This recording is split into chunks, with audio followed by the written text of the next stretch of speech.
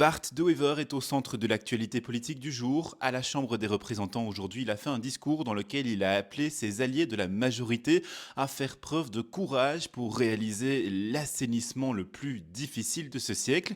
Et puis, dans le même temps, il a été visé par une attaque terroriste qui a été déjouée. Je t'explique tout, mais d'abord abonne-toi. L'information vient donc de tomber au moment où je tourne. Bart De Wever était la cible d'une cellule terroriste. C'est le journal Hut Newsblad qui révèle l'information. Des perquisitions auraient été menées dans une maison pas loin de son domicile à Deurne. Dans cette maison ont été retrouvés un drone et des explosifs. L'idée était donc, vous l'aurez compris, de mener une attaque de drone contre le Premier ministre. Pour l'instant, puisque l'information vient tout juste de sortir au moment où je tourne, il y a très peu d'informations et on développera le sujet si c'est nécessaire par la suite. Mais donc, dans le même temps, Bart De Wever était aussi attendu à la Chambre des représentants aujourd'hui, où il a prononcé un discours. Il s'est exprimé sur le budget 2026. Les négociations pour le budget 2026 doivent commencer vendredi et théoriquement se terminer le 14 octobre, où Bart De Wever fera alors une déclaration de politique générale devant la Chambre des représentants. Le 14 octobre, c'est aussi le jour où une énorme manifestation en front commun syndical doit avoir lieu à Bruxelles.